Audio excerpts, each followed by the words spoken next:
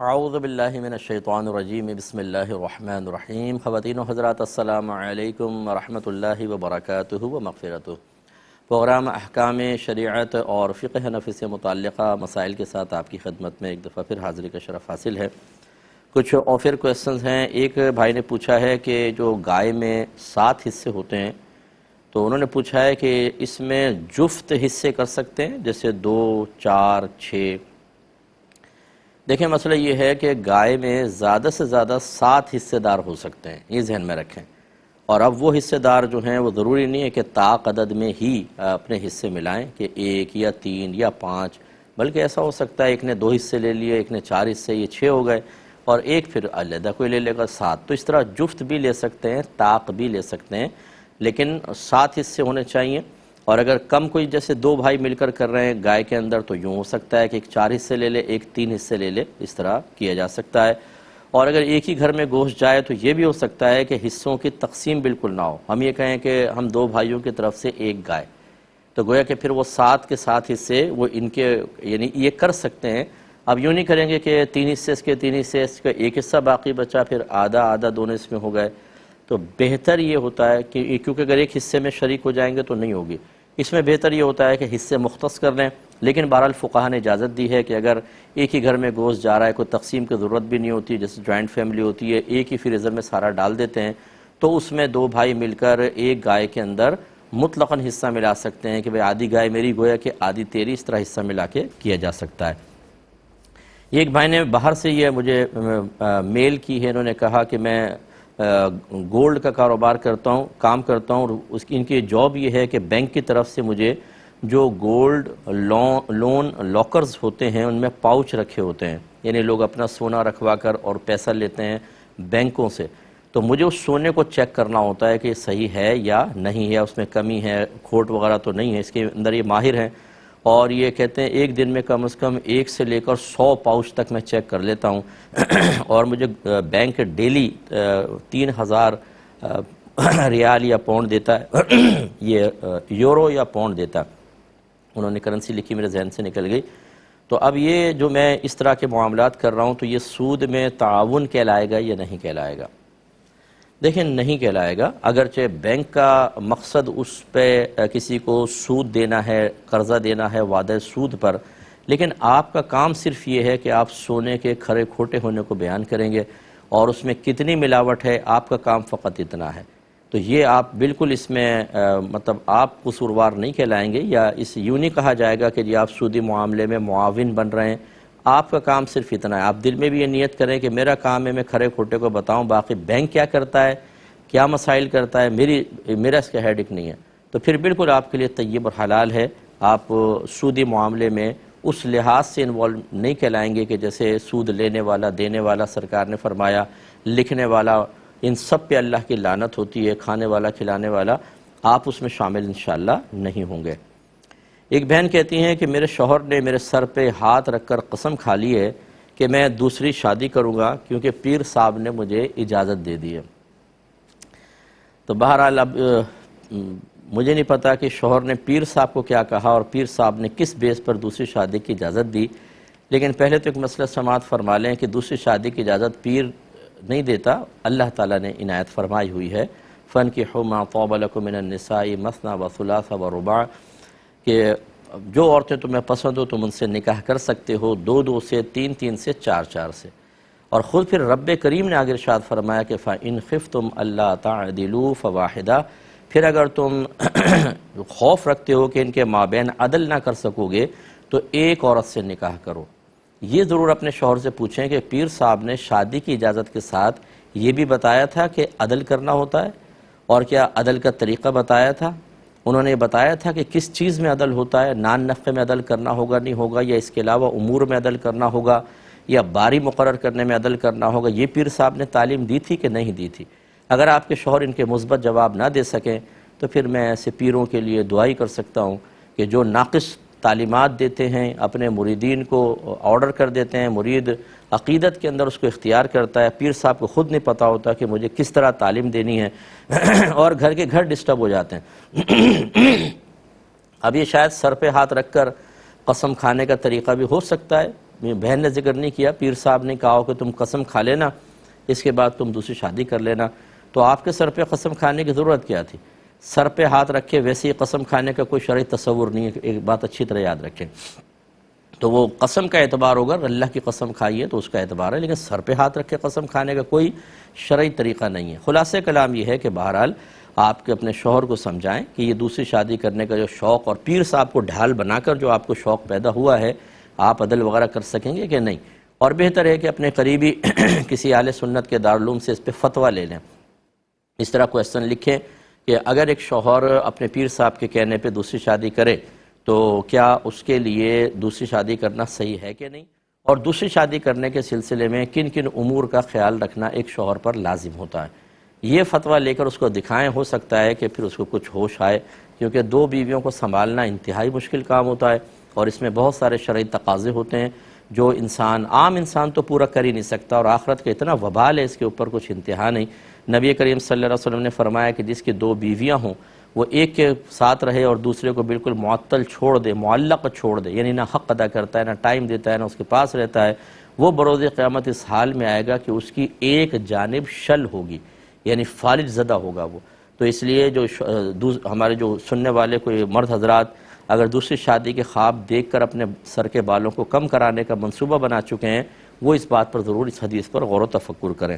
ایک کالر ہمارے ساتھ ہیں، السلام علیکم۔ وعلیکم السلام جی، مسئلہ پوچھنا ہے۔ جی بہن فرمائیے۔ جی یہ تھا کہ گاڑی میں شوہر کے ساتھ امی کی طرف جا رہی تھی نا، تو انہوں نے مجھے کہا تھا، جھگڑا ہو گیا تو انہوں نے مجھے کہا کہ میں تم سے رشتہ ختم کروں گا۔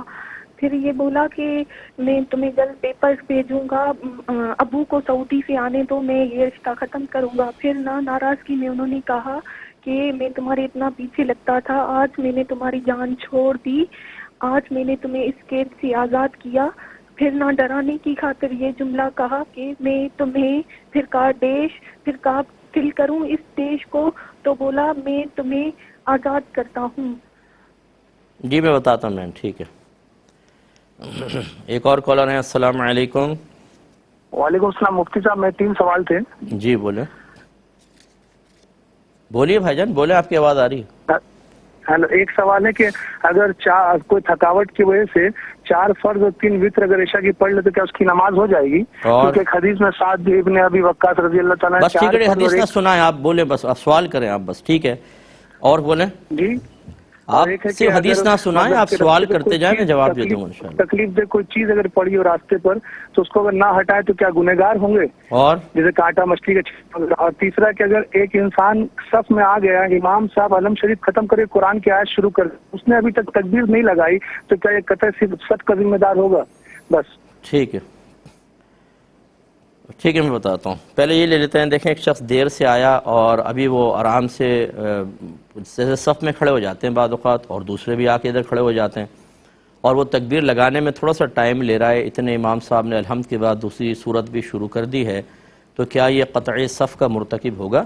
دیکھیں ایسے نہیں ہوتا، کیونکہ اتنی دیر تو کم از کم لگتی ہے۔ بعض اوقات آدمی کھڑا ہوتا ہے، اس کا سانس پھولا ہوتا ہے، تیزی سے آ جاتا ہے، تو وہ اپنے سانس کو بحال کر رہا ہوتا ہے، بعض اوقات وہاں کھڑے ہو کے نیت کو حاضر کیا جاتا ہے، تو تھوڑا بہت تو ٹائم نکلتا ہے۔ اتنی تھوڑی بہت دیری جو ہے وہ اس قطع صف کے گناہ میں شمار نہیں ہوتی ہے، کیونکہ ابھی اس نے تکبیر لگانی ہے اور باقاعدہ وہ صف میں شامل ہو جائے گا، لہذا اتنی معمولی سی دیر کا کوئی مسئلہ نہیں ہوتا ہے۔ دوسرا آپ نے فرمایا کہ راستے میں اگر کوئی تکلیف دہ چیز پڑی ہو تو کیا ہمیں ہٹانا چاہیے؟ دیکھیں اگر آپ اس پر قدرت رکھتے ہیں کہ اس کو ہٹا سکیں، اور نہ ہٹانے کی صورت میں آپ کو غالب گمان یہ ہے، یعنی زیادہ آپ کا یقین یہ ہے کہ لوگ اس سے گریں گے، ٹکرائیں گے، تکلیف پہنچے گی، تو پھر واجب ہوتا ہے اس تکلیف کو ہٹانا۔ جیسے بیچ میں کیلے کا چھلکا پڑا ہوا ہے، اب آپ جانتے ہیں کوئی بھی اسکوٹر والا بھی پھسل سکتا ہے، تیز بچے بھاگ کر آتے ہیں وہ پھسل جائیں، کوئی خاتون پھسل جائے بیچاری، ٹانگ کی ہڈی وڈی ٹوٹ جائے، تو آپ پہ واجب ہے کہ اس کو ہٹائیے۔ یہ نہیں ہے کہ اب آپ ڈھونڈ کے دیکھیں کہاں کہاں پوری روڈ صاف کرنا آپ کی ذمہ داری نہیں ہے، لیکن جب ایسی کوئی چیز پہ نظر پڑ جائے، اسی طرح پتھر لگا رکھا ہوتا ہے، میں نے دیکھا ہے بعض لوگ اس پتھر سے ٹکرا کے 2 گالی تو دے جائیں گے، اس کو سائیڈ میں نہیں کریں گے، پھر آگے نکل جائیں گے۔ بھائی آپ جب ٹکرا گئے تو سائیڈ میں کر دو آپ، تاکہ آپ کی طرح دوسرا تکلیف کا شکار نہ ہو۔ تو بہرحال اگر اس کو دور کرنا پاسبل ہو اور مسلمانوں کے نقصان پہنچنے کا یقین ہو تو پھر دور کرنا، اور آپ قدرت بھی رکھتے ہو تو دور کرنا واجب ہوتا ہے۔ ایک یہ کہتے ہیں کہ اگر تھکاوٹ ہو تو کیا عشاء میں 4 فرض اور 3 وتر پڑھ سکتے ہیں؟ دیکھیں اگر بہت ہی زیادہ تھکاوٹ ہے اور نماز میں خشوع و خضوع بالکل بھی نہیں ہو رہا، نیند وغیرہ کا غلبہ بھی ہے، اور آپ کو گمان یہ ہے کہ اگر میں پڑھے بغیر سو گیا تو پھر شاید فجر کے ٹائم ہی آنکھ کھلے اور عشاء قضا ہو جائے گی، تو بالکل آپ 4 فرض اور 3 وتر کم از کم پڑھ لیں۔ تو یہ لیکن عادت نہ بنائیں، یہ کبھی کبھار تو جسے آپ نے تھکاوٹ کا ذکر کیا ہو جائے گا، لیکن اس کو عادت نہ بنایا جائے۔ ایک کالر ہمارے ساتھ ہیں۔ السلام علیکم۔ السلام وعلیکم علیکم۔ السلام۔ جی بھائی جان۔ مفتی صاحب میں یونان سے عرض کر رہا ہوں، میں ایک دکان پہ کام کرتا ہوں اور وہاں سے سامان اٹھا کے چھوٹی چھوٹی دکانوں پہ سیل کرنا ہوتا ہے، ٹھیک ہے۔ جس میں شراب بھی ہوتی ہے، اوہو، تو کیا یہ میرے لیے جائز ہے؟ اور بس یہی سوال ہے۔ جی میں بتاتا ہوں آپ کو انشاءاللہ۔ ایک مزید کال لیتے ہیں۔ السلام علیکم۔ وعلیکم السلام۔ جی جی مفتی صاحب، میرا 2 سوال ہیں۔ ایک تو کل والا ہے کہ آپ نے مجھے نا قسم کے کفارے نہیں بتائے کہ میں ہر پہلے میں قسم کا بتاتا کتنا ہوں، کفارہ ادا کروں۔ ٹھیک ہے بہن میں بتاتا ہوں، قسم کفارہ بتاتا ہوں۔ اور دوسرا یہ کہ جب میں نماز پڑھتی نا تو جیسے عورتیں دائیں طرف سے پاؤں نکالتی ہیں، جی تو جو دایاں پاؤں ہے نا وہ میں جب نکالتی ہوں نا تو میری ٹانگ پوری میں درد ہوتا ہے اور مجھے مورے کا بھی مسئلہ ہے۔ اگر میں اس پاؤں کو تھوڑا سا کھڑا کرتی ہوں انگوٹھے کے اوپر تو پھر وہ ساری انگلیاں دائیں طرف تو نہیں ہوتی، تو وہ میں پھر جس طرح ہوتی ہے نماز میں تو وہ میں سارا دایاں پاؤں نا دائیں طرف نہیں نکال سکتی۔ ٹھیک ہے میں بتاتا ہوں آپ کو، بس ٹھیک ہے مجھے قسم کا کفارہ بتا دیں ہر قسم کا۔ جی میں بتاتا ہوں انشاءاللہ، میں بتاتا ہوں۔ یہ بہن کے لے لیتے ہیں، چلیں سامنے کھلا ہوا ہے۔ ایک اور کالر ہے۔ السلام علیکم۔ السلام علیکم۔ السلام علیکم۔ جی بہن، وعلیکم السلام۔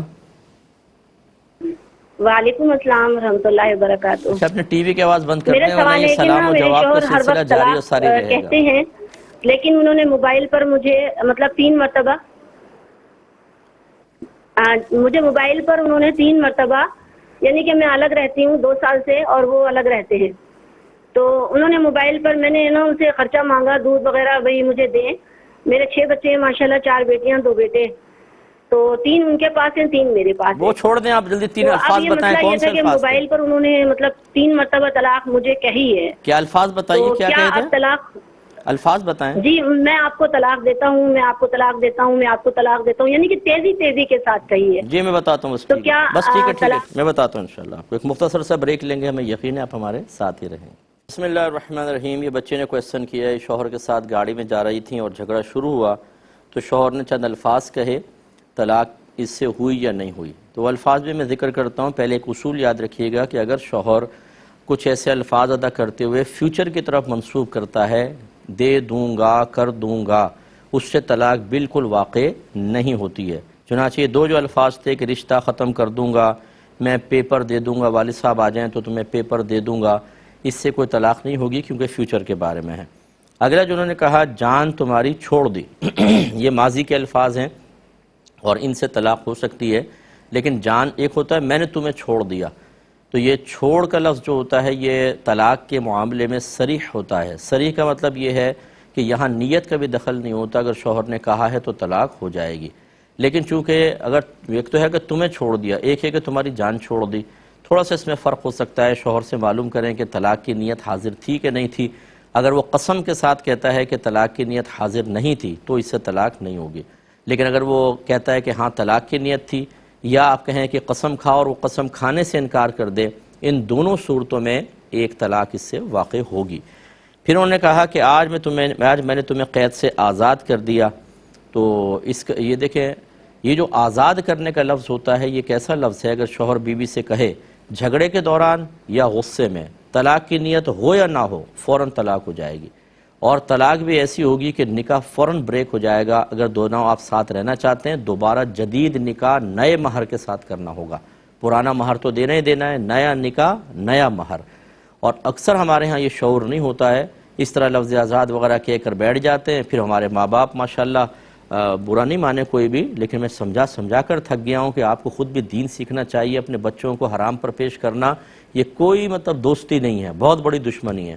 تو وہ بڑے آ جاتے چلو بیٹا صلح کر لو، جھگڑا ہو جاتا ہے، صلح کروا دی، نکاح کروایا نہیں، ساتھ رہ رہے ہیں، گناہ ہو رہے ہیں، وہ بالکل اجنبی مرد و عورت ہو جاتے ہیں، یاد رکھیں۔ اور یہ کون کروا رہا ہے؟ آپ کے بڑے کروا رہے ہیں بعض اوقات. اس لیے میں بار بار کہتا ہوں کہ بڑوں کو بھی علم سیکھنا چاہیے اور آپ سیکھیں. خاص طور پہ ینگ جنریشن جو ہمیں سن رہی ہے، آپ اگر نہیں سیکھیں گے تو اپنی نسلوں کے ساتھ یہی کریں گے جو بڑوں نے بعض اوقات بیچارے ان کے پاس علم نہیں تھا، شعور نہیں تھا، اس ٹائم چینلز بھی نہیں تھے، کوئی سمجھانے والے بعض اوقات خاندان میں نہیں تھے، تو وہ اس سے محروم رہ گئے. آپ ایسا نہ کریں. تو اس سے فوراً طلاق پڑ گئی. اب آپ کو چاہیے کہ بچی سے آپ کی عدت چل رہی ہے اور آپ شوہر کے ساتھ نہیں رہ سکتی ہیں، فوراً سے پیشتر آپ دونوں نکاح کریں. اور یہ جو ہے کہ میں تمہیں یوں ڈیش اور میں ڈیش فل کر دوں گا، اس سے کچھ نہیں ہوگا. آزاد سے تو ایک طلاق ہو گئی، اگرچہ 2 دفعہ لفظ آزاد کہا ہے انہوں نے، لیکن دونوں کو ملا کر ایک ہی طلاق ہوگی. زیادہ تفصیل میں نہیں جاتا ہوں کیونکہ وہ پھر آپ ٹیکنیکل چیزیں آپ کے لیے لازم نہیں ہیں. 2 دفعہ طلاق آزاد کے لفظ کے جملے کا ہیں، لیکن ایک طلاق پڑ گئی.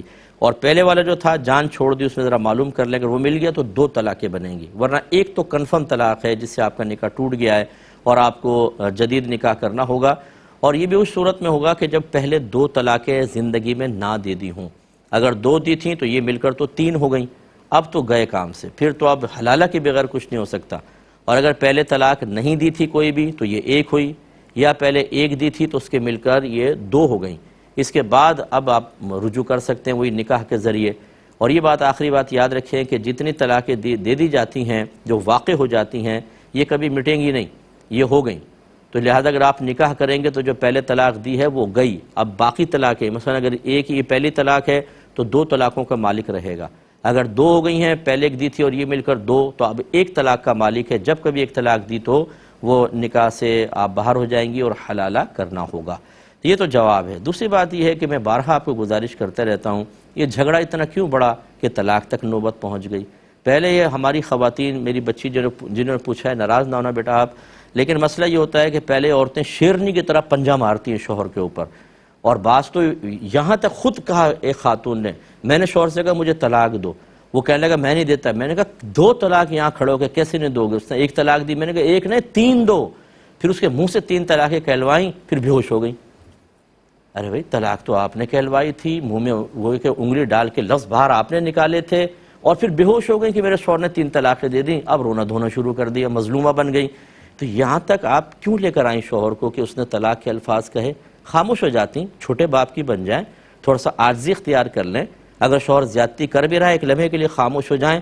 جب خوشگوار موڈ ہو پھر احساس دلائیں کہ یہ آپ نے صحیح نہیں کیا تھا، اس کو اپنی غلطی کا احساس ہو، وہ آپ سے معافی طلب کرے. لیکن دو بدو جب میدان جنگ میں آپ کود جائیں گے تلواریں لے کر، لازم بات ہے کوئی نہ کوئی زخمی تو ہوگا. تو اس لیے گزارش یہ ہے کہ ابھی تو آپ یہ معاملہ کر لیں، اس کے بعد دونوں میاں بیوی بیٹھ کر آپس میں ذرا تھوڑا سا کمپرومائز کریں اور کچھ ڈیل کریں کہ بھئی دیکھو ہم اگر جھگڑا خدا نہ خواستہ ہوا بھی ہو جاتے ہیں گھر میں، اس حد تک لے کر نہیں جائیں گے کہ طلاق تک نوبت آئے. آپ بھی ٹینس میں، میں بھی ٹینس میں، اور ہم اپنے بچوں کے لیے اچھے رول ماڈل بنیں گے. ہمارے بچے ہمیں دیکھ کر جب دیکھیں ہمارے چہرے پہ پھیلی ہوئی مسکراہٹ ہو، اطمینان ہو، ہماری نگاہوں میں پیار و محبت ہو. یہ نہیں کہ آنکھیں شعلے نکال رہی ہوں، زبان سے گندے الفاظ نکل رہے ہوں، شوہر ہاتھ اٹھا رہا ہو اور بیوی کہہ رہی ہو مار کے بتاؤ میں اپنے بھائیوں کو فون کرتی ہوں، اور بچے سہمے سمٹے ہوئے بیچارے کو پردے کے پیچھے کہیں ان کی آنکھیں پھٹی ہوئی ہیں، چہرے کے رنگ فق ہیں. کیا سبق دے رہے ہیں، کیا درس دے رہے ہیں آپ اپنے بچوں کو؟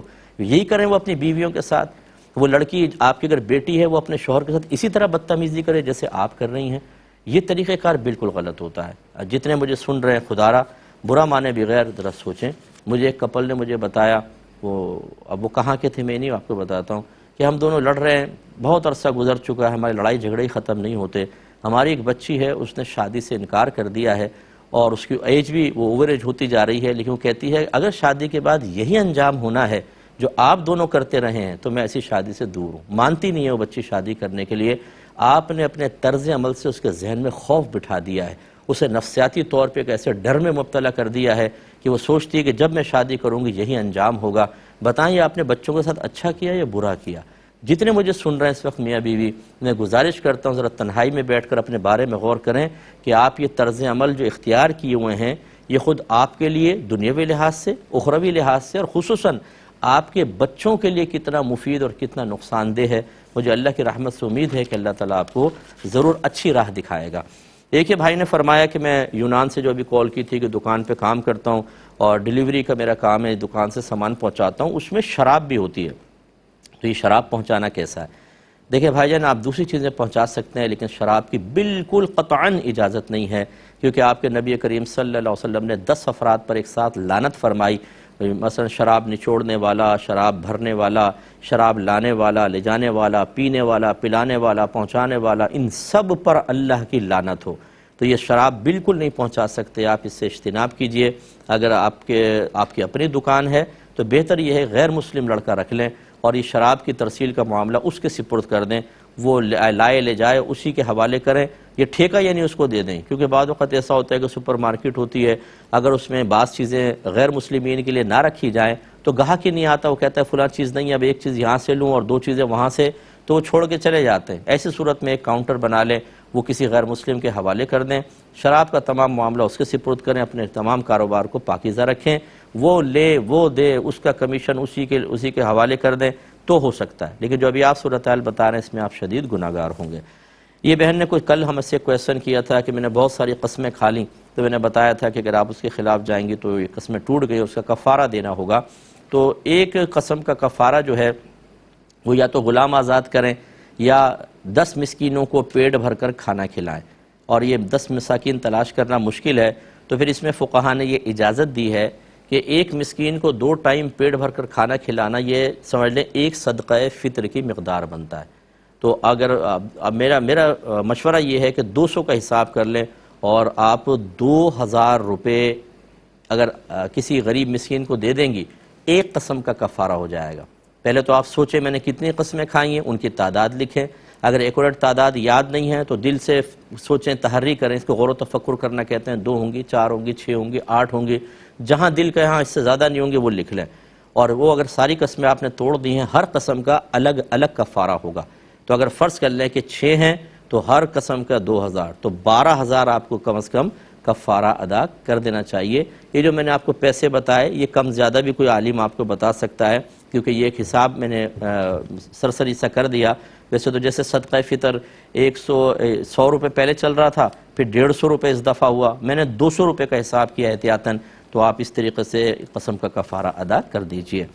یہ سسٹر یہی کہتی ہیں کہ میں نماز جب پڑھتی ہوں تو دائیں طرف پاؤں نکالنے ہوتے ہیں، لیکن اگر میں وہ نکالوں تو میرے ٹانگ میں شدید درد ہو جاتا ہے، اور مہروں کا بھی ان کو پرابلم ہے، ریڑھ کی ہڈی کے، تو میں یوں کرتی ہوں بعض اوقات کہ اگر میں پاؤں کھڑا کر لوں، اگر انگوٹھے پہ زور دے لوں تو مجھے سکون رہتا ہے، لیکن پھر وہ پیر اس طرف نہیں ہو پائیں گے، کیا حکم شرع ہوگا؟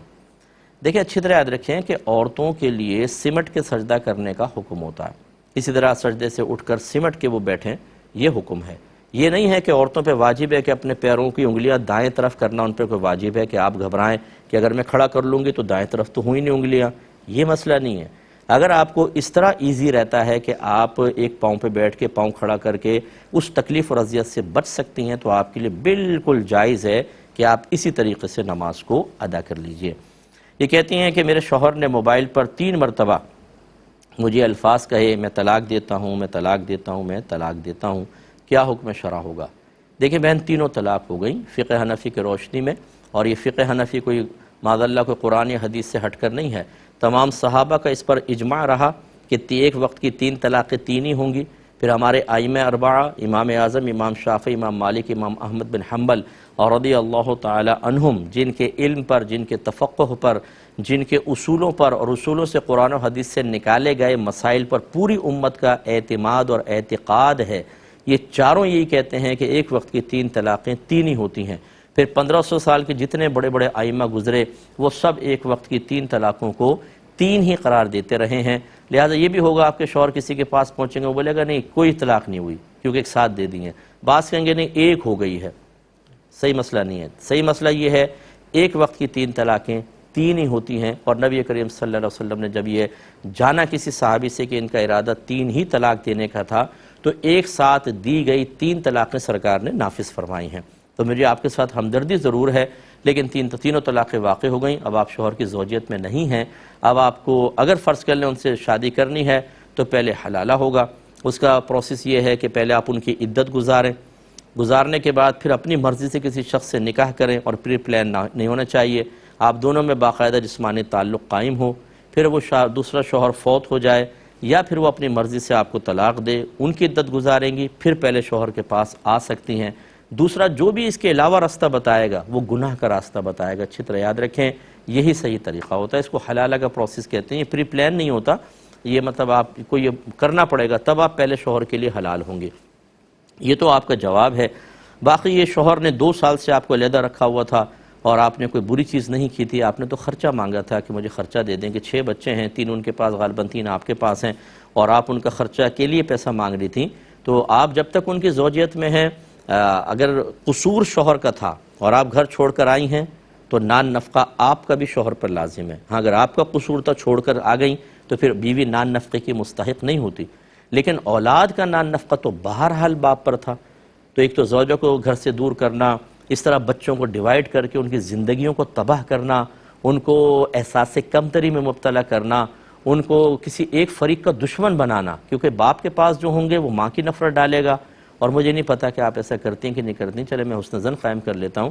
لیکن اکثر ہم نے ایسے ہی دیکھا ہے اس معاشرے میں جو مجھ سے کویسچنس کرتے ہیں کہ اگر بیوی کے پاس بچے ہیں وہ باپ کے خلاف زہر بھرے گی, اور باپ کے پاس ہیں تو وہ بیوی کے خلاف زہر بھرے گا کہ تمہاری ماں ایسی ہے, اس نے ایسا کیا, یا یہ رو رو کے دعائیں اللہ اٹھا لے میرے شوہر کو, کم وقت نے میری زندگی حرام کر دی, اللہ تعالیٰ ایکسیڈنٹ ہو جائے, ٹرک کے نیچے آ جائے وہ. بچوں بولو آمین. تو اب وہ بچوں کے دل میں شروع سے باپ کے ظالم ہونے کا تصور اور ان بچوں کے ذہن میں ماں کے غلط ہونے کا تصور یہ بھر کے آپ بچوں کے ساتھ ہمدردی کر رہے ہیں. یاد رکھیں کہ اگر ماں باپ کا جھگڑا ہو جائے, علماء نے واضح لکھا بچوں کو کسی ایک کا فریق بننے کی اجازت نہیں ہے. باپ بھی محترم, ماں بھی محترم, کسی ایک کا فریق بنیں گے سیدھے جہنم کے اندر جائیں گے, کیونکہ آپ تکلیف پہنچائیں گے, دل آزاری کریں گے. آپ کو اللہ نے اس کا مکلف نہیں بنایا تھا. اور یہ کون کر رہے ہوتے ہیں؟ ماں باپ. اپنے بچوں کے اندر نفرت کا, دوسرے اپنے شریک حیات کے لیے مخالفت کا وائرس انجیکٹ کر کے انہیں دشمن بنا دیتے ہیں. یہاں تک ہم نے دیکھا ہے کہ ایسے بچے جب پل بڑھ کے جوان ہوتے ہیں تو باپ کی طرف دیکھتے بھی نہیں ہیں. اگر باپ گھر میں آتا ہے پچھلے دروازے سے نکل جاتے ہیں کہ ہمارا باپ بہت ظالم ہے. ایسے بچوں سے میری گزارش ہے, آپ کو یہ حق حاصل نہیں ہے کہ ماں کے خلاف کام کریں یا باپ کے. آپ کو یہ حق حاصل نہیں ہے کہ آپ ترازو لے کے کھڑے ہو جائیں کہ قصور کس کا تھا. ان کا معاملہ اللہ پر چھوڑ دیں, اللہ تعالیٰ ان کو سامنے کھڑا کر کے ایک دوسرے سے فیصلہ کروائے گا. لیکن آپ اگر کسی ایک فریق کا ساتھ دیں گے اور آپ نے زیادتی کر بیٹھے تو نبی کریم نے واضح فرمایا باپ اولاد کے لیے یا تو جنت کا دروازہ ہے یا دوزخ کا دروازہ ہے. اور ماں کے لیے سرکار نے کتنی فضیلتیں بیان فرمائی کہ ماں کا حق یعنی ماں کا حق باپ سے بھی 3 گنا زیادہ ہوتا ہے. جو ماں کی نافرمانی کرے, اس کی دل آزاری کرے, ایک حدیث کے مفہوم کے مطابق اللہ تبارک و تعالیٰ نہ اس شخص کا فرض قبول کرتا ہے نہ نفل قبول کرتا ہے. اور یہ کون کر رہا ہے اپنے بچوں کے ساتھ؟ خود میاں بیوی, ماں باپ. یہ نہ کریں تو یہ اگر ایسے شوہر مجھے سن رہے ہیں جو ٹارزن بن کر, بڑے مضبوط بن کر, حاکمیت کا ناپاک اور غلط تصور ذہن میں رکھ کر عورتوں پہ ظلم کر کے انہیں میکے چھوڑا ہوا ہے, نہ نان نفقہ دیتے ہیں, نہ طلاق دیتے ہیں کہ کسی اور سے نکاح کر لے, اور برملا کہتے ہیں نہ تجھے چھوڑوں گا نہ تجھے طلاق دوں گا. تو آپ یہ کیا کمال کر رہے ہیں؟ آپ یہ میدان محشر میں آپ کی جو شرمندگی اور ذلت ہوگی, اللہ تعالیٰ سب کو محفوظ رکھے. لیکن جو ظالم ہے میں ان کے بارے میں کہہ رہا ہوں کہ آپ وہ دیکھنے والی ہوگی. آپ ابھی تو بڑے شیر بن رہے ہیں, وہاں پہ آپ بہت پچھتائیں گے. ایسا نہ کریں. مختصر سا بریک لیں گے, ہمیں یقین ہے آپ ہمارے ساتھ ہی رہیں گے. بسم اللہ الرحمن الرحیم. ایک بھائی نے پوچھا تھا کہ میں فیس اسکیچ بناتا ہوں یعنی چہرے, اور یہ میری ہابی ہے, یعنی شوقی ایسا کرتے ہیں. بعد میں مجھے معلوم ہوا کہ یہ تو اسلام میں منع ہے. تو کیا اب میں ایسا کر سکتا ہوں کہ چہرہ بناؤں لیکن اوپر ماسک اس کے لگا دوں اور آنکھوں پہ چشمہ لگا دوں, تو وہ پھر نہ آنکھیں نظر آئیں گی نہ چہرہ نظر آئے گا. تو کیا ایسا کرنا صحیح ہوگا کہ نہیں ہوگا؟ دیکھیں, پہلے تو اس کا ایک جواب تو یہ ہے کہ اگر آپ اس میں 2 صورتیں, ایک تو یہ کہ پوری آپ پکچر بنا دیں, پکچر بنانے کے بعد پھر اوپر آپ ماسک لگا کر اور اس میں کلر بھر دیں مثال کے طور پہ, اور چشمہ اوپر بنا کے اس میں کلر بھر دیں, آنکھیں چھپ گئی وہ چھپ گیا. یہ شرعاً جائز نہیں ہوگا, کیونکہ اسکیچ تو آپ پورا بنا چکے ہیں, تصویر تو آپ بنا چکے ہیں. اور جو تصویر بناتا ہے بروز قیامت اسے اللہ تعالیٰ اپنی بارگاہ میں کھڑا کرے گا اور فرمائے گا اس میں جان ڈال. اگر وہ نہیں ڈال سکتا تو اس کو عذاب ہوگا. لیکن یہ شوقیہ کے بارے میں ہے, ضرورت اس سے مستثنا ہوتی ہے. جیسے فوٹوگرافر وغیرہ ہوتے ہیں, بعض اوقات ان کو پازیٹیو نکالنا ہوتا ہے, یا اسی طرح بچوں کے لیے مسائل ہوتے ہیں کہ ڈرائنگ وغیرہ کے اندر ان کو پکچرز بنانی پڑتی ہیں جانور وغیرہ کی. اس کی گنجائش نکل سکتی ہے لیکن اس کی نہیں نکل سکتی. لہٰذا ایک تو یہ صورت ہوئی کہ آپ پہلے پورا فیس بنا کے پھر ماسک اور یہ لگائیں, اور ایک یہ ہے کہ آپ ویسی ایک مطلب یہ کہ خاکہ آپ نے بنایا, پہلے ہی آپ نے ماسک بنا دیا, نہ ہونٹ بنائے نہ ناک, ماسک بنا دیا, آنکھیں بھی نہیں بنائیں, چشمہ لگا کے اس کے اوپر کلر کر دیا, تو یہ تو چہرہ بنا ہی نہیں. تو اس کی گنجائش نکل سکتی ہے۔ یہ تو ہے جواز اور عدم جواز اور طریقہ، باقی یہ کہ ایسا نہ ہی کریں، چھوڑ ہی دیں آپ، اور دوسرا کوئی آپ اپنا مشغلہ کر لیں جو جائز ہو، کیونکہ آج آپ بنائیں گے، کل شیطان نے اگر بہکایا تو پھر آپ اپنا ٹیلنٹ ظاہر کرنے کے لیے ان قیودات کو چھوڑ دیں گے، شیطان بہکا سکتا ہے اور پھر گناہ میں مبتلا ہو جائیں گے۔ اچھا، ضمن ایک بات عرض کرتا ہوں، جو اس قسم کے لوگوں کو، آپ کو نہیں کہہ رہا ہوں، یہ تو بھائی بہت اچھے ذہن کے تبھی تو پوچھا ہے، بعض لوگوں کو جب سمجھائے نا، وہ کہتے ہیں مفتی صاحب یہ بتائیے اللہ نے ہمیں صلاحیت دی کیوں ہے؟ اب دی ہے وہ استعمال نہ کریں۔ بھائی یہ سمجھداری ماشاءاللہ آپ کی بہت اچھی ہے، لیکن یہ غلط وے میں چلی گئی ہے۔ اللہ تعالیٰ بعض اوقات کچھ نعمتیں دیتا ہے، کچھ صلاحیتیں دیتا ہے بطور آزمائش۔ مثال کے طور پہ ابھی نشانہ بہت اچھا مار سکتا ہے، اب وہ لوگوں کو قتل کرنا شروع کر دے اور کہے کہ مصطفی صلاحیت دی اللہ نے، استعمال نہ کروں۔ ایک ہے بڑا نڈر ہے، گن پوائنٹ پہ موبائل چھین سکتا ہے، وہ کہتا ہے یہ آسان کام کوئی ہے، اللہ نے صلاحیت دی ہے، استعمال نہ کروں۔ کیا خیال ہے آپ کا، یہ صحیح کہہ رہا ہے؟ تو یہ غلط چیز ہوتی ہے۔ اللہ نے بعض اوقات ہمیں بطور آزمائش نعمتیں اور صلاحیت دی ہوتی ہیں، ان کا نیگیٹو استعمال نہیں کر سکتے، ان کو غلط استعمال سے روکنا ہی آپ کے لیے آزمائش ہے، اور یہی امتحان میں پاس ہونا ہے، اور اسی کے بدلے میں انشاءاللہ آخرت میں آپ کو جنت ملے گی۔ ایک بھائی نے کہا کہ باتھ روم میں بغیر کپڑوں کے برہنہ نہانا قبلہ رو ہو کر، یہ شرعاً جائز ہے کہ نہیں ہے؟ دیکھیں نبی کریم صلی اللہ علیہ وسلم نے استنجے کے لیے تو ارشاد فرمایا کہ کوئی بھی شخص کعبۃ اللہ کی طرف رخ کر کے یا پیٹ کر کے استنجا نہ کرے، اور جب اللہ کے نبی اس طرح منع فرما دیں تو یہ مکروہ تحریمی اس سے ثابت ہوتا ہے۔ اس کا مطلب ہے کعبۃ اللہ کی طرف رخ کر کے پیٹ کر کے استنجا کرنا مکروہ تحریمی ہے۔ نہانے کے بارے میں سرکار نے چونکہ ارشاد نہیں فرمایا، لیکن ہمارے فقہاء نے فرمایا کہ جب قبلے کی تعظیم کی وجہ سے یہ حکم تھا کہ کعبۃ اللہ کی طرف رخ وغیرہ نہ کریں پیشاب کرتے ہوئے، تو نہاتے ہوئے بھی اس کی کیئر کرنی چاہیے، لیکن اس کا حکم یقیناً اس کے مقابلے میں ہلکا ہوگا، کیونکہ ہم یہ اپنے اجتہاد سے ایک چیز بیان کر رہے ہیں یا قیاس کے ذریعے بیان کر رہے ہیں، تو زیادہ سے زیادہ یہ کہیں گے کہ مکروہ تنزیہی ہوگا، کہ بہتر نہیں ہے کہ آپ اس طرح کریں، لیکن اگر کوئی نہاتے ہوئے اس کا رخ ہو جاتا ہے یا پیٹھ ہو جاتی ہے تو وہ گناہگار نہیں ہوگا، مکروہ تنزیہ۔ اچھا، یہ میں نے آپ کو بتایا، ہو سکتا ہے آپ کسی عالم سے پوچھیں اور وہ کہیں کہ نہیں یہ بھی مکروہ تحریمی ہے، ان کی رائے کو بھی میں احترام کرتا ہوں اور سلام کرتا ہوں، میرا آپ سے کوئی جھگڑا نہیں ہے، لیکن ہماری رائے یہی ہے، ٹھیک ہے؟ اب آپ کی مرضی، اب ہماری رائے کو قبول کریں، کیونکہ یہ ایک قیاسی مسئلہ ہے، اجتہادی مسئلہ ہے، اور یا پھر اگر کوئی عالم دین وہ کہتے ہیں مکروہ تحریمی اور وہ آپ کو زیادہ سمجھ میں آتا ہے اور اچھے مسند مفتی صاحب ہوں تو بالکل آپ ان کو فالو کر سکتے ہیں، لیکن ہمارے نزدیک یہ گناہ نہیں ہے، اچھا بھی نہیں ہے، شریعت نے ناپسند کیا، لیکن گناہ نہیں ہے۔ باتھ روم میں اگر نہاتے ہوئے رخ یا پیٹ ہو جائے تو گنجائش نکلتی ہے۔ ایک کہتے ہیں کہ بعض گانے ایسے ہیں کہ جنہیں ہم سنیں تو نماز پڑھنے کو دل چاہتا ہے، نیکی کرنے کو دل چاہتا ہے۔ یہ اتنا حصہ جب میں نے پڑھا تو میں حیران ہوا کون سا گانا سن لیا۔ پھر اس نے بتایا کہ کچھ ڈراموں کے اندر ایسے گانے، سانگس رکھے گئے ہیں جو مذہبی قسم کے ہیں، اور جیسے ترانے ہوتے ہیں، جوشیلے ترانے، کہ ان کو سننے کے بعد اس طرح کا جذبہ بیدار ہوتا ہے، تو ان کو سننا جائز ہے یا نہیں ہے؟ دیکھیں، موسیقی کے بارے میں ہمارے مذہب اسلام میں دو بڑی رائے ہیں، بعض علماء اس کی اجازت دیتے ہیں اور بعض منع کرتے ہیں۔ یعنی جو اجازت دیتے ہیں وہ بھی اس وقت کہ جب اس میوزک کے ساتھ اچھی چیز ہو، اللہ کی حمد ہے، نعت ہے، یا کوئی اسی طریقے سے اچھے ترانے ہیں کہ جس سے جوش جہاد بڑھے، جس سے انسان اللہ کی طرف مائل ہو، اس کی گنجائش ہے۔ بعض مطلقاً منع کرتے ہیں، وہ اس لیے منع کر دیتے ہیں کہ اگر ہم اس کی اجازت دیں گے تو عوام کبھی لمیٹیشنز کے اندر رہتی نہیں ہے، وہ قیودات اور شرائط کے لحاظ نہیں کرتی، وہ پھر جا کر دوسری طرف بھی چلے جائیں گے، وہ اس احتیاط کی وجہ سے منع کرتے ہیں۔ تو اس لیے چونکہ بعض علماء اس کی اجازت بھی دیتے ہیں، اگر وہ ایسا ترانہ ہے واقعی، جیسے جنگ کے اندر تو مطلقاً ہم بھی یہ کہیں گے، حالانکہ میں اس کا اسی گروپ کے اندر ہوں، لیکن ہم اس کے قائل ہیں کہ جنگ کے اندر جو ترانے بجائے جاتے ہیں جس سے جوش جہاد پیدا ہوتا ہے، جنگ کا جذبہ پیدا ہوتا ہے، جیسے 71 کی جنگ میں اور 65 کی جنگ کے اندر ہوا کہ ترانے پڑھے گئے اور وہ لوگوں میں عام کیے گئے، تو وہ بجلی بھر دیتے ہیں آدمی کے اندر۔ اب یہ بہرحال یہ آج کے دور کے اعتبار سے، ورنہ صحابہ کرام علیہم الرضوان نے بھی جنگیں کی، وہ اپنے ساتھ خطباء کو لے کے جاتے تھے، بہترین تقریر کرنے والوں کو، اور جنگ سے پہلے ایک عظیم تقریر ہوتی تھی جس میں وہ جہاد کی آیات اور مرنے کے بعد جنت میں داخلہ، شہید کے درجات، وہ جوشیلا بیان کرتے تھے، تو پھر صحابہ کرام کے اندر خون، بلڈ سرکولیشن شروع ہو جاتی تھی، وہ کہتے تھے بس اب اجازت دیں اور پھر ہم جا کر یا تو شہید ہوں یا سامنے والوں کو جہنم واصل کریں۔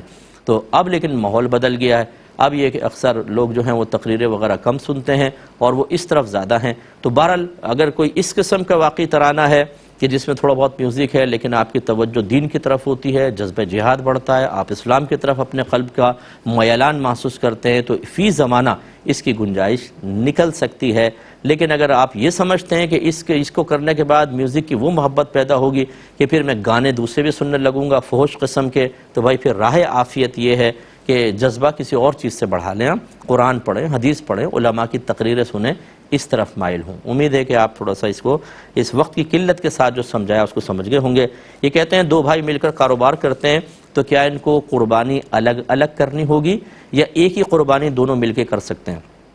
دیکھیں، جب آدمی عاقل ہو، بالغ ہو اور پیسہ اپنے پاس رکھتا ہو، کم از کم اتنا کہ 52.5 تولہ چاندی تک اس کی مالیت پہنچ جائے اور وہ مسافر نہ ہو، تو اس پہ قربانی واجب ہے۔ تو مجھے گمان ہے کہ آپ چونکہ دونوں بھائی کاروبار کرتے ہیں، اس لیے دونوں پر الگ الگ قربانی واجب ہوگی۔ ایک کاروبار کرنے کی وجہ سے شرعی احکام سمٹ کر آپ دونوں کے اندر محدود نہیں ہو جائیں گے۔ ایک بھائی علیحدہ قربانی کرے، دوسرا علیحدہ، گائے میں 2 حصے ملا لیں ایک بھائی کر کے، ٹھیک ہے۔ ایک یہ کویسچن کیا تھا، کیا 3 بہنوں کی شادی ایک ہی گھر میں منع ہے؟ یعنی 3 بہنیں ادھر 3 بھائی ادھر؟ کوئی منع نہیں ہے، نہ 1 منع، نہ 2 منع، نہ 3 منع، بالکل جائز ہے۔ ہاں اگر بہرحال کسی اور نقطۂ نگاہ سے کہ بھئی ایک گھر میں جاتی ہیں تو پھر وہ آپس میں دیورانی جٹھانی بھی ہو جائیں گی، تو بہنیں ہی بعض اوقات لڑ رہی ہوتی ہیں، اس وجہ سے کوئی منع کرے تو الگ بات ہے۔ مذہب نے منع نہیں کیا، نہ اس میں کوئی نحوست ہے، نہ ان کے کوئی مذہبی لحاظ سے منفی اثرات کو بیان کیا گیا، یہ لوگوں کی اپنی بنائی ہوئی باتیں ہیں۔ ہاں اگر اخلاقیات کے اعتبار سے، معاشرت کے اعتبار سے، یا بہنوں کے آپس میں کلیش کے لحاظ سے اگر کوئی عقلی لحاظ سے کہتا ہے بھی مناسب نہیں لگتا، وہ ٹھیک ہے، اس کی گنجائش نکل سکتی ہے۔ ایک آخری بات بس کہ لے پالک بچہ جو ہے، اڈاپٹڈ چائلڈ ہوتا ہے، یہ لڑکا اگر ہو تو کیا اس عورت کے لیے جس نے اس کو لیا ہے وہ نامحرم ہوگا کہ نہیں ہوگا؟ جی بالکل ہوگا، اس سے کوئی محرم نہیں بن جاتا، چاہے وہ امی کہتا رہے۔ بہتر یہ ہے اگر اس طرح کا بچہ لیں تو 2.5 سال کے اندر اندر یہ عورت اپنی کسی قریبی ایسی رشتہ دار سے اس کو دودھ پلوا دے کہ وہ اس کے لیے محرم بن جائے۔ جیسے سگی بہن اس کی عورت کی اگر اس بچے کو دودھ پلا دے اس بچے کی 2.5 سال کی مدت کے اندر اندر، تو پھر یہ بالکل رشتہ محرم والا بن جائے گا، کیونکہ اس کا یہ بچہ بن جائے گا اور یہ اس کی خالہ بن جائے گی، اگر دیکھیں رضائی خالہ، اور یہ محرم کا رشتہ قائم ہو جائے گا، ورنہ یہ نامحرم ہے۔ اگر گھر میں بچیاں ہیں، جیسے خاتون کی دوسرے بچیاں ہو گئی ہیں اور یہ لڑکا لے لیا، یہ آپس میں دونوں نامحرم ہیں، یاد رکھیں۔ جیسے بالغ ہوں گے پردہ واجب ہے اور ان کا آپس میں نکاح ہو سکتا ہے، چاہے وہ بچپن سے بھائی اور وہ بہن کہتے رہے ہوں، لیکن بہرحال یہ ایک دوسرے کے لیے نامحرم ہے۔ اب چونکہ ہمارے پروگرام کے وقت تقریباً ختم ہو رہا ہے، میں آپ سے گزارش کرتا ہوں کہ اپنے اطراف میں اس مہنگائی کے جو معاملات ہیں، اپنے اطراف میں دیکھیں، اگر کوئی غریب فیملی ہے اور خصوصاً سفید پوش ہے، تھوڑا بہت راشن وغیرہ عزت کے ساتھ، احترام کے ساتھ پیسے اگر آپ دے سکتے ہیں، پیسے کی شکل میں، راشن کی شکل میں، ضرور مالی سپورٹ فراہم کریں۔ جو نچلا طبقہ ہے بہت پریشان ہے، کیونکہ ہم عوامی لوگ ہیں، عوام کے درمیان رہنے والے ہیں، بہت ہی پریشان ہیں لوگ بیچارے۔ 1000 کا نوٹ لے کے نکلتے ہیں، ایسا لگتا ہے جیسے پہلے زمانے کے 5 روپے، یعنی پتہ ہی نہیں چلتا 1000 یوں ختم ہو جاتا ہے۔ اور قلیل تنخواہ رکھنے والے اپنی عزت بچانا مشکل ہو گیا کہ ایڈجسٹمنٹ کیسے کریں کیسے نہ کریں۔ تو میں گزارش کرتا ہوں ہمیں اپنے اطراف کا خیال رکھنا چاہیے۔ اب اپنے میزبان کو، ہماری QTV کی ٹیم کو اجازت مرحمت فرمائیں، آپ ہمارے لیے دعا کریں، ہم آپ کے لیے دعا گو ہیں کہ اللہ تعالیٰ آپ کو یہی خیر خواہی کا جذبہ عطا فرمائے اور آپ کے مال میں اتنی برکت دے کہ آپ دوسروں کو دے سکیں، آمین۔ وآخر دعوانا ان الحمدللہ رب العالمین۔ ناظرین، اگر آپ ایسی ہی مزید ویڈیوز دیکھنا چاہتے ہیں تو ہمارا ARY QTV کا چینل سبسکرائب کیجئے اور بیل آئیکن کا بٹن دبانا نہ بھولیے تاکہ آپ سے کوئی پسندیدہ پروگرام مس نہ ہو جائے۔